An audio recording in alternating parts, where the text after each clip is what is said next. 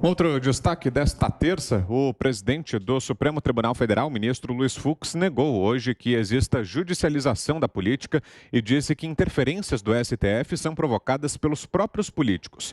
A declaração foi dada durante um seminário online promovido pela Escola de Direito da Fundação Getúlio Vargas. Eu quero mais uma vez me congratular com o programa de pós-graduação Instituto Centro da Escola de Direito da FGV, por se dedicar integralmente a essa pesquisa de governança regulatória de cunho interdisciplinar. Diga-se de passagem que essa é exatamente uma inovação com grande amplitude. E parabenizar também a instituição pela organização do evento, que muito contribuirá para o desenvolvimento dos debates acadêmicos e das discussões políticas sobre as interfaces contemporâneas entre, de um lado, a regulação estatal e a autorregulação privada dos agentes econômicos. Por fim, eu só queria fazer uma observação que eu gostei muito da abertura do evento, quando se questiona se, às vezes, o judiciário não deve intervir. E eu cada vez mais me conscientizo que a judicialização da política e das questões sociais é uma expressão absolutamente equivocada, porque a jurisdição ela não é uma função que possa ser exercida de ofício, ela é uma função provocada. Toda vez que o Supremo Tribunal Federal ele interfere numa questão política, a realidade é que os políticos provocam a judicialização porque na arena própria não conseguem fazer vencer as suas pretensões.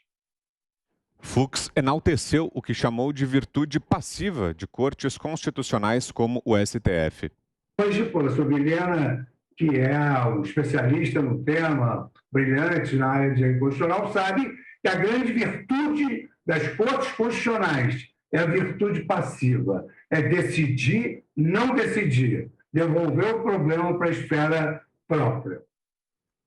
O ministro Luiz Fux já havia falado em outras ocasiões sobre a excessiva judicialização. Em maio, o presidente do STF criticou o alto número de processos sobre temas políticos e disse que o fenômeno não se deve ao judiciário.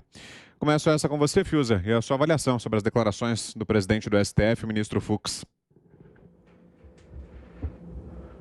Não, Vitor, não tem muito a dizer. Esses ministros do Supremo Tribunal Federal, eles estão agindo, quer dizer, eles têm uma certa desenvoltura em ambientes de retórica, né? Acho ok que o presidente da Corte queira aí enunciar princípios, está correto esse princípio, né? Do excesso de judicialização com fins políticos, mas o protagonista disso é o Supremo Tribunal Federal. São os ministros do Supremo Tribunal Federal que estão fazendo isso. O ministro do Supremo é que inscreve o presidente da República no inquérito de fake news. Uma ação absolutamente vaga, né, sem nenhuma fundamentação visível a olho nu no direito. Então, eu perguntaria ao presidente Fux o que ele tem a dizer sobre essa conduta do ministro Alexandre de Moraes, por exemplo, e diversas outras, né? Nós vimos aí um cidadão norte-americano, Jason Miller, ser detido durante horas no aeroporto de Brasília por ordem do ministro Alexandre de Moraes. Para averiguação de quê? Não sabemos até hoje. Então, se não há nada, se não há nenhum indício, se não há nenhuma suspeita e nenhuma acusação contra esse cidadão, isso foi um ato arbitrário ditatorial. Isso é mais do que a judicialização para fins políticos. E aí, então é isso, não tem muito o que dizer, né? Quer dizer, os ministros do STF se saem muito bem em palestras, né? Mas na própria corte eles não estão se saindo bem. Diga, Zé.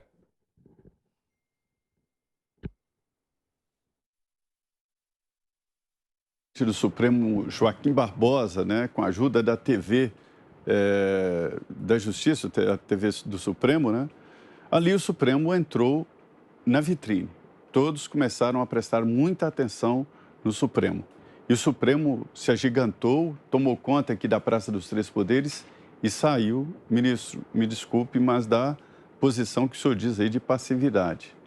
Aliás, esse discurso aí para a FGV parece até que o senhor estaria falando de um outro Supremo Tribunal Federal, que não exatamente o Supremo Tribunal do Brasil.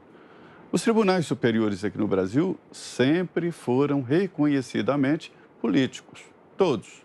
O que não era de uma forma tão escancarada assim. Eu cito sempre aqui, sabe, Vitor, Augusto, Fiuza e Ana, é uma história que ocorreu durante um depoimento na CPI do orçamento.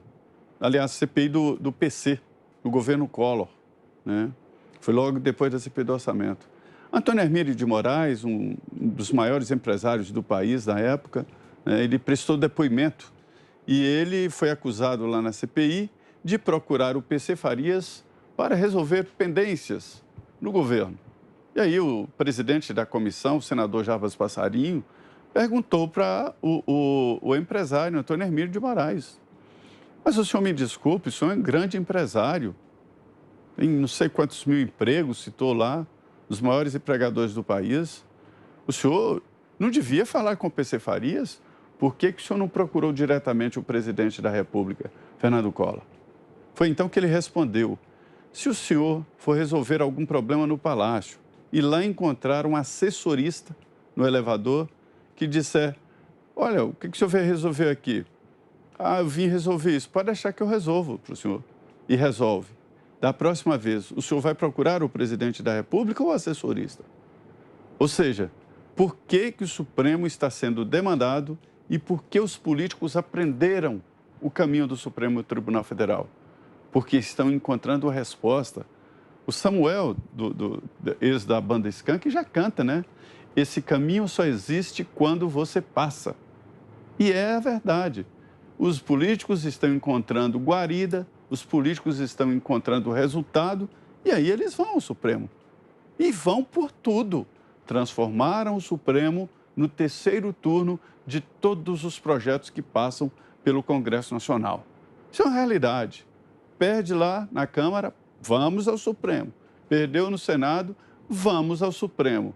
O presidente da República editou a medida provisória, vamos ao Supremo. Se não houvesse esse resultado positivo e esse caminho, eles não iriam, né? Quanto à passividade, eu não vejo passividade nos últimos processos que estão sendo levados pelo Supremo Tribunal Federal. Esta é a realidade. Esta é a realidade. O presidente do Supremo parece estar falando de outro momento político ou de um outro tribunal que não o Supremo. O Supremo brasileiro está altamente politizado. Eu tenho ouvido no Congresso que se trata de uma parlamentarização do Supremo Tribunal Federal e existem processos lá de iniciativa do próprio Supremo e isso não é passividade. Diga, Ana. É engraçado, né? Porque o Fux critica a judicialização excessiva, mas não critica a politização do judiciário, que é, eu acho, talvez aí, acho que o pior entrave que o Brasil tem hoje é essa insegurança jurídica. E isso que o Zé colocou é muito certo. Eles aceitam tudo, eles aceitam discutir até sobre saquinhos plásticos de supermercado. A Suprema Corte Americana ela recebe uma demanda muito grande também de casos para serem analisados, mas são casos constitucionais, aqueles que esbarram em alguma dúvida da Constituição, e a Suprema Corte Americana só aceita de 90 a 100 casos por ano. O Brasil não. Os nossos iluministros, eles adoram estar aí no centro do palco, com as luzes todas ligadas, vão em rede social e dão indiretas e falam com essa retórica aí toda chabuscada, toda inflamada, toda bonita, cheia de purpurina, não tem a menor comunicação direta com o povo, e fazem lives, e fazem zooms, ou seja, eu estou esperando uma crítica aí sobre a politização do judiciário por parte deles, né? Até pensamos, quando o ministro Fux aí sentou na cadeira da presidência do Supremo. O discurso dele ali naquele dia foi interessante. Ele disse que era preciso ser um pouco mais discreto e nós tivemos aí um rompante de esperança, mas a gente viu que é apenas mais do mesmo.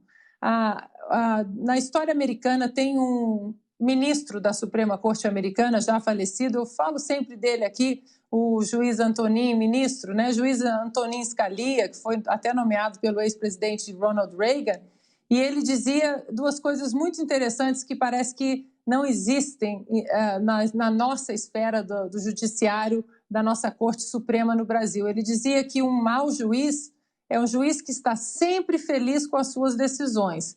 No entanto, parece que os nossos ministros aqui da nossa corte, eles estão sempre felizes, sempre. E ele dizia também que a Constituição era um documento morto, um documento frio, e que um juiz deveria apenas seguir a letra fria da lei, que se eles quisessem interpretar a Constituição de acordo com achismos dentro da sociedade, que eles tinham que aposentar a toga e voltar e se candidatar a um cargo do Legislativo e aí sim mudar as leis.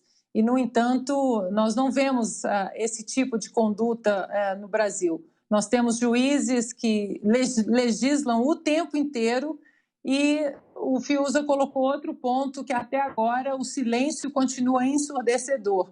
Uma palavra de algum juiz da Suprema Corte sobre o que aconteceu com a detenção ali durante 4 horas no aeroporto de São Paulo do norte-americano Jason Miller. Até agora, nenhuma palavra sobre esse incidente diplomático horroroso. Diga, Augusto. Pois é, o presidente do Supremo deveria, em vez de achar que quem mexeu com um mexeu com todos, deveria dirigir esse pronunciamento aí para a maioria dos ministros que age, que se mete em tudo. Essa maioria que conduz ali os trabalhos do Supremo se mete em tudo. O Supremo há pouco tempo decidiu quem foi o campeão brasileiro de futebol de 1987. A disputa entre o Sport, se não me engano, do Recife e o Flamengo se arrastava há anos e vai o Supremo decidir quem é o campeão brasileiro. Vários torcedores, milhares de torcedores já morreram, jogadores, eles iam informar aí que não, foi o Flamengo, né, o campeão. Se decidisse que foi o outro, qual é a importância que tem? Ficam legislando sobre tudo. Ele deveria, por exemplo, reunir o pessoal lá e dizer o seguinte: olha, vocês não podem ordenar ao Senado, à Câmara, que instaurem uma comissão parlamentar de inquérito. Vocês não podem prender deputado, porque não existe crime praticado com palavras. Vocês não podem alterar leis que são feitas pelo Legislativo e só o Legislativo pode modificar. Ou então, vocês não podem decidir quem é campeão brasileiro, porque isso aí é coisa para CBF e tal. O futebol fica aí com os que controlam o país do futebol, por piores que sejam, não são tão piores assim que alguns ministros.